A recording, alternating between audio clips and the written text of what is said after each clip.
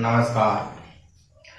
अपन जो भारत के भौतिक प्रदेश पढ़ रहे थे और भौतिक प्रदेशों में हिमालय के बारे में पढ़ रहे थे। हिमालय का विभाजन कैसे हुआ वो अपन पढ़ चुके हैं। क्षैतिज आधार पर कैसे हिमालय का विभाजन किया गया, ट्रांस हिमालय, महान हिमालय, लघु हिमालय और शिवालिक, 4 भागों में अपन ने हिमालय को विभाजित किया था। अब अपन क्या करेंगे, उस हिमालय के अंदर कौन कौन सी चोटियां हैं और कौन कौन से ग्लेशियर हैं, इस कक्षा पर अपन चर्चा करेंगे। तो अपन भौतिक प्रदेशों में पढ़ रहे हैं, भौतिक प्रदेशों में अपन पढ़ रहे हैं हिमालय। हिमालय यानी उत्तरी पर्वत श्रृंखलाएं, ठीक है, ये अपन पढ़ रहे थे। अपन ने पढ़ा था कि यहां एक श्रृंखला थी जिसको अपन ने कहा था काराकोरम श्रृंखला,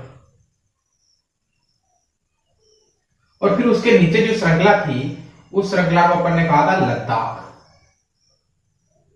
और उसके नीचे जो श्रृंखला थी उस श्रृंखला को अपन ने कहा था जास्कर। और ये तीनों श्रृंखलाएं मिलकर काराकोरम, लद्दाख, जास्कर, ये तीनों श्रृंखलाएं बनकर क्या बनाती हैं, पार हिमालय बनाते हैं, जो महान हिमालय के ऊपर है। पार हिमालय, ये पार हिमालय बनाते हैं। पार हिमालय को अपन तिब्बत हिमालय भी कहते हैं, तिब्बत हिमालय, क्योंकि यहां तिब्बत का क्षेत्र में आता है, ठीक है। तो ये 3 श्रेणियां अपन ने यहां पढ़ी थी। ये जो क्षेत्र है, यह हिमालय का निर्माण हुआ था। उससे पहले क्या था, यहां 33 सागर था, और 33 सागर में अवसादों के कारण और 33 सागर की भूसन्नति के कारण क्या हुआ, यहां पर हिमालय का निर्माण हुआ। जब दोनों प्लेटें, यूरेशियन प्लेट और ऑस्ट्रेलियन प्लेट जो टकराई थी, वो क्या हुआ, उसके कारण क्या हुआ, उसकी भूसन्नति के कारण, 33 सागर की भूसन्नति के कारण क्या हुआ, हिमालय का निर्माण हुआ। तो ये क्या है, 33 सागर का 33 अवसाद है, यानी 33 सागर के अवसाद है, ठीक है। कहीं यहां पे आपने पोंगोंग झील का नाम सुना होगा। यहां पोंगोंग झील आपने पढ़ी होगी, पोंगोंग झील, वो यहां पे लद्दाख में पढ़ी होगी आपने। और यहां इधर कुछ, जब आप यहां आते हो इधर, तो यहां ये 2 केंद्र शासित प्रदेश है। ये वाला हिस्सा लद्दाख का है और ये वाला हिस्सा जम्मू कश्मीर का है। तो यहां जम्मू कश्मीर में आपने 2 जिले पढ़ी होगी। एक तो जम्मू कश्मीर में हुल्लर झील है और एक झील है डल झील, ठीक है। जम्मू कश्मीर जो केंद्र शासित प्रदेश है, वहां कौन कौन सी झील है, हुल्लर झील और डल झील। और लद्दाख में कौन सी झील है, पोंगोंग, ठीक है। ये खारे पानी की झील है, खारे पानी की झीलें हैं ये, और ये मीठे पानी की झीलें, ठीक है, ये मीठे पानी की झीलें। अब यहां लद्दाख और जास्कर श्रेणी, लद्दाख और जास्कर श्रेणी के मध्य में यहां बीच में एक शहर है लेह। अब ये लेह शहर है जो इन दोनों श्रेणियों के मध्य होने के कारण क्या होता है, जब मानसून आता है तो यहां बारिश नहीं होती, अतः सबसे कम बारिश वाला स्थान, सबसे कम वर्षा वाला स्थान हो गए। और सबसे अधिक कहां होती है, मौसिनराम मेघालय में, ठीक है। यही आप देखेंगे तो यहां जम्मू कश्मीर में, यहां हिमाचल प्रदेश के पास एक स्थान है द्रास। ये विश्व का सबसे ठंडा स्थान है। और जो ये लद्दाख वाला है, इसको अपन कहते हैं कोल्ड डेजर्ट, यानी यह है, यहां क्या होगा, कोल्ड एयर, बर्फ जमी रहती है, तो वो वाला एरिया है लद्दाख वाला एरिया, उसको कोल्ड डेजर्ट कहते हैं या शीत मरुस्थल कहते हैं। क्या कहते हैं, शीत मरुस्थल कहते हैं। ठीक है, और यहां अपन आते हैं तो जम्मू कश्मीर के पास एक घाटी बनती है, कश्मीर घाटी। एक घाटी बनती है कश्मीर घाटी और एक बनती है करेवा घाटी। ये जो करेवा घाटी बनती है, ये करेवा घाटी उपजाऊ मृदा के लिए फेमस है। यहाँ उपजाऊ मृदा पाई जाती है। यहाँ अवसादों के कारण क्या होती है, यहाँ उपजाऊ मृदा है, यहाँ मिट्टी आती है और यही एक नदी निकलती है झेलम। कौन सी नदी निकलती, झेलम, और यहीं पे झेलम को कहते हैं तीस्ता। ठीक है, तो झेलम के किनारे एक शहर है, उस शहर का नाम आपने पढ़ा होगा श्रीनगर।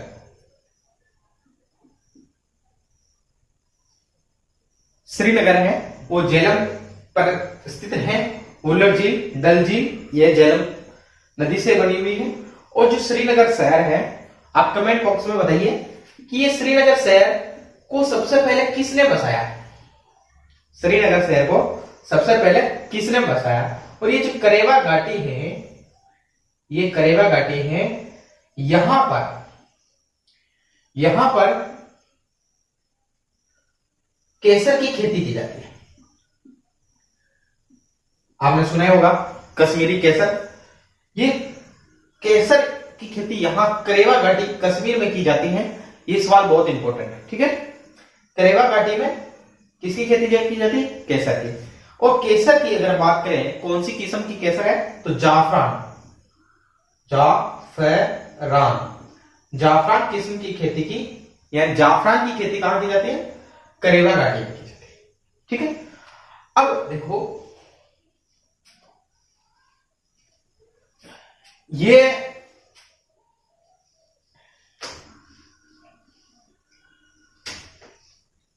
अब इसके नीचे जो वाला हिस्सा आता है,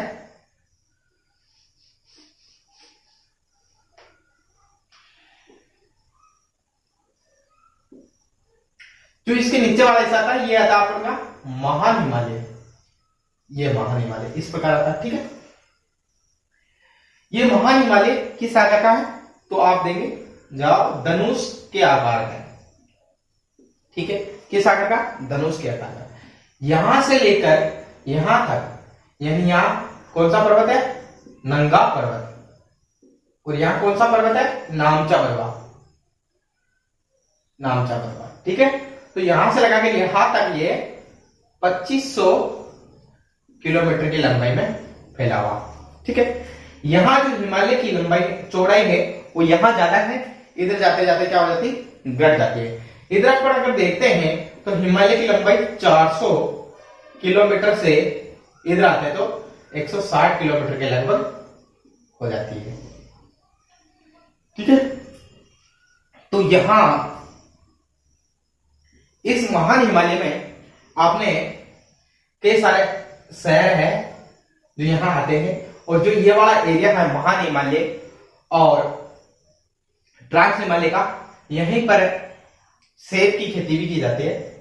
आपने सुना होगा कश्मीरी सेब, तो सेब की खेती के लिए भी ये उपयुक्त स्थान है। ठीक है, और यह है एक मनोरम दृश्य है, और घूमने दृश्य स्थल भी उपलब्ध अच्छे हैं यहाँ पर, क्योंकि इसकी प्राकृतिक भूदृश्य या भू आकृति इस प्रकार से है ताकि यहाँ पर टूरिज्म सेक्टर ज्यादा विकसित है। अब जो ये महान हिमालय है,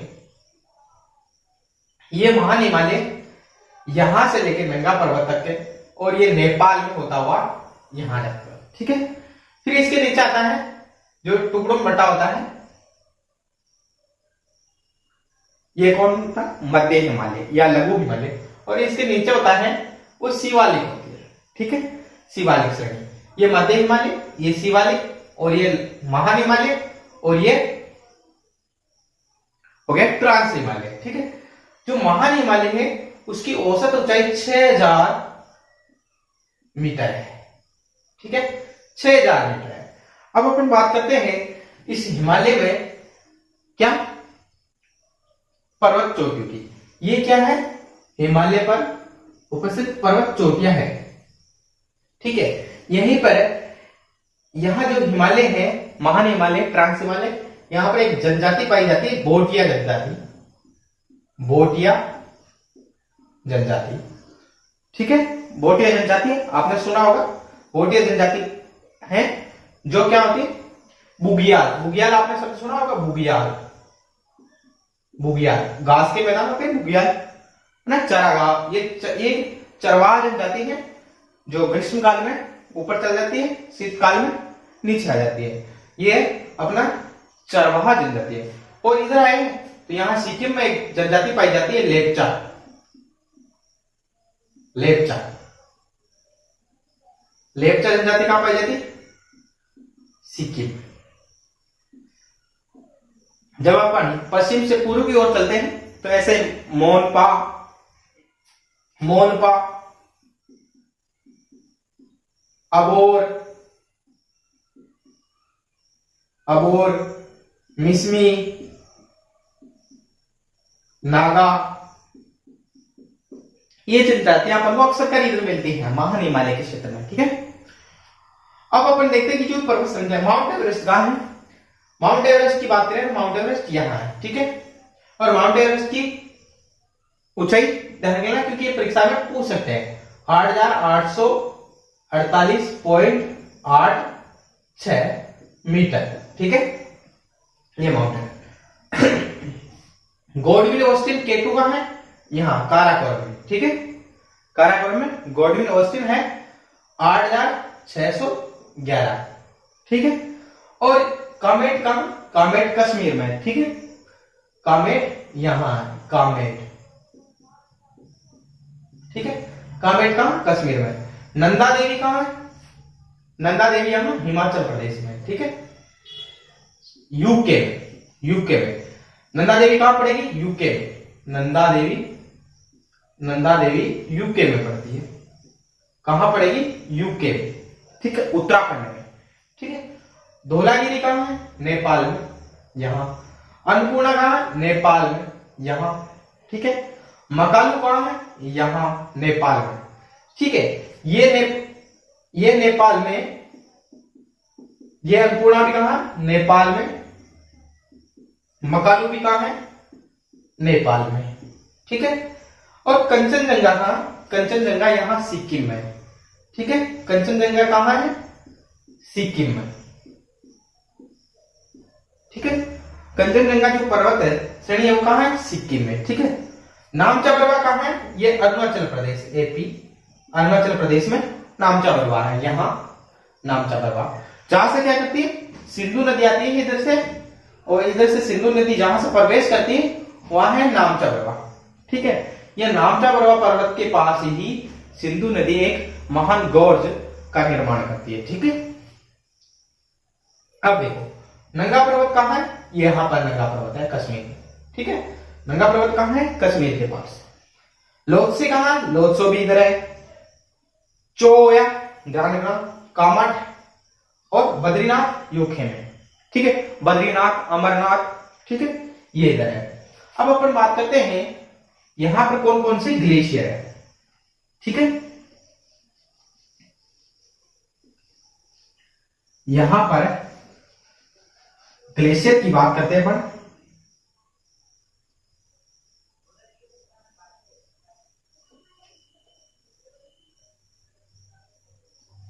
ठीक है, तो सियाचिन ग्लेशियर आपने काराकोरम में पढ़ा।